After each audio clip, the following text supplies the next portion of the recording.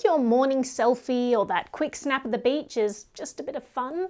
Every picture and video that you post spills secrets about you, maybe even revealing where you live. It's really scary sometimes when you see what young people are posting on social media. Jose Monkey has a really popular TikTok channel where he finds people's exact location, just using clues from videos that they post. But a disclaimer. I find people who ask to be found. Okay, Jose Monkey, find me.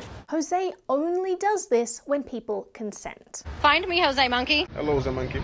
Can you find me? Show me where I am. If someone sends me a video that they have recorded and asks me to try to figure out where it was recorded, I will look at the clues in the video and try to figure that out. Jose might be doing this with people's consent, but the reality is that we're leaving our digital lives wide open for anyone to find our location, whether we ask them to or not.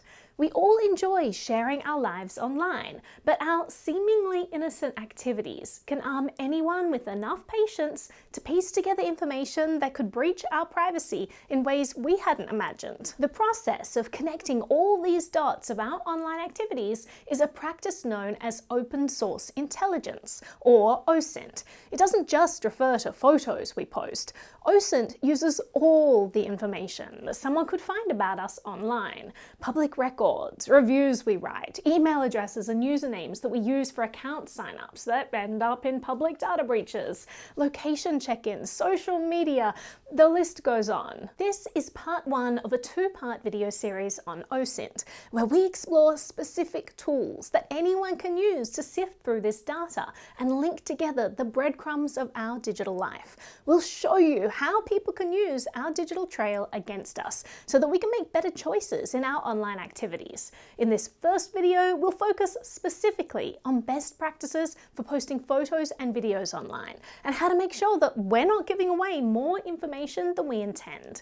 In a world that's watching a little too closely, it's important that we learn how to better protect ourselves. Someone who can really help us understand best privacy practices for photos and videos is Jose Monkey. One of the reasons I do these videos is to help raise awareness about some of the risks of posting things online. This video was sent to me by a mom who was hoping that I could help demonstrate those risks to her kid. I have a 10-year-old who doesn't understand the risks behind social media, so I just wanted to show her something. This video went viral with 22 million views because with hardly any clues, Jose was able to figure out this mother's exact location, an important lesson for her 10-year-old daughter about online posting. Mom was probably standing right about here on the grass at the edge of the parking lot. What kind of data do you use to figure this out? I use what people tend to talk about as open source intelligence. It generally refers to things that are publicly available sources of information. That might be from governments, if they publish things like census data or things like that. Or it could be things that businesses publish, things like maps that you get from Google Maps. Or it could be things that you get from private individuals, often through social media. There's a huge amount of information out there,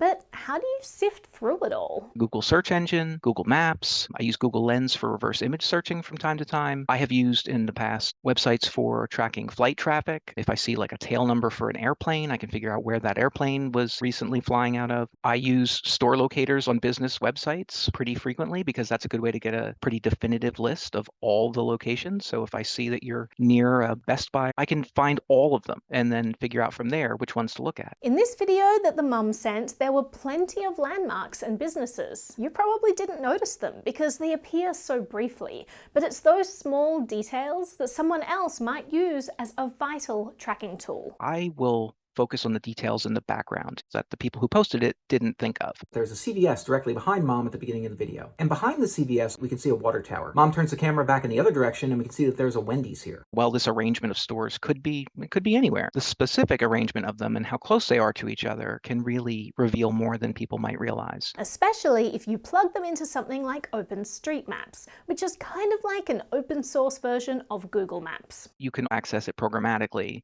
and do data mining against it. What does this mean exactly? It's like searching for things on Google Maps, but instead of doing it manually, you write code to do it. This can give you far more granular and comprehensive search results. You can also search for partial names of things. You can search for things that are within a certain distance of other things. And that's a really powerful tool. If I could find CVS locations, then filter that list to ones that were close to water towers, then I could filter that further to only the locations that were also close to Wendy's locations. This is the part where I should insert like a Hollywood-style hacking sequence. She's standing on the grass near the parking lot of the Jameson Inn. From just those small visual cues alone, Jose found their location. It was eye-opening for them, to say the least. What Jose does is a fun game he plays with his audience, but these same tools can also be used by anyone, including bad actors who might want to do you harm. Most people don't expect that they'll be a target, but the truth is, we can't know. So we should be mindful of not making public all the information needed for someone to easily find us. It doesn't mean we have to stop sharing anything online, but there are some super helpful tips that will go a long way to protecting your privacy. For example, don't show pictures of your house. If you're going to record videos outside, don't do them anywhere near your home or the place where you work. I've seen people who've just bought a new house post photos of their new keys. Don't do this. There are techniques for taking a photograph of a key and replicating it from that. I didn't copy it from anything other than a photograph, and not even a good one. And if you combine that with all the beautiful pictures that you shared of your home, which can probably be found on a real estate website, you've now given somebody, the literal keys to your home. Another tip, be mindful of everything in frame.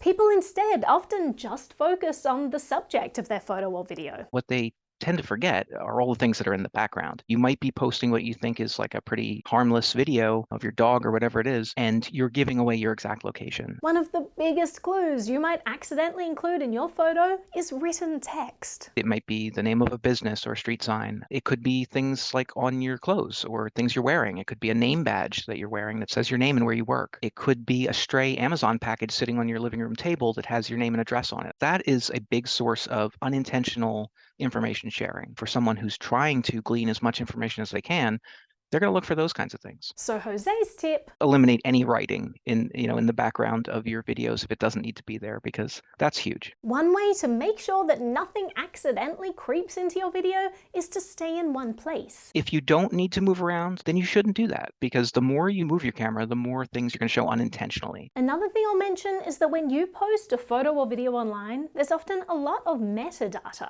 that goes along with that. And this can also include GPS coordinates of your exact location where the photo was taken. If you're posting that photo to your own blog and not stripping out that metadata first, you're sharing your exact location with the entire internet.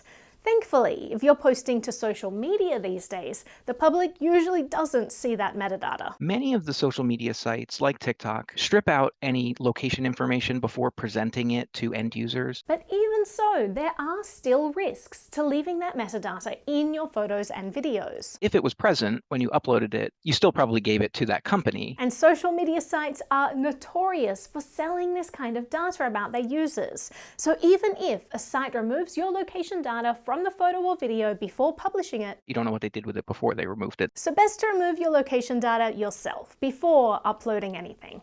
We have videos explaining how to strip EXIF data from photos. Finally, in a world where sharing is second nature, it's critical to take a step back and think, what am I really giving away with each post? When sharing information, you really want to think about what it is you are sharing and why you're sharing it. Who's the audience that you're trying to reach? And are you making sure that you're not sharing your information more broadly than you intend? The internet is fantastic because it connects us all, but we can make better decisions so that our photos and videos are only getting to the people that we want to have them. For example, instead of posting a story publicly to Instagram, a messaging app like Signal allows you to post stories that you can choose to only make visible to your contact list or to members of a specific group chat that you're part of, and it's end-to-end encrypted. All of this is helpful for reducing your digital footprint and keeping you safer online. There are people, if they're really trying to find out information about you, they're not just going to use a single video. They're going to correlate all the data that they find about you wherever they can find it. And this is something that many people just don't realize when they post things, especially young people who have really been swept up in this culture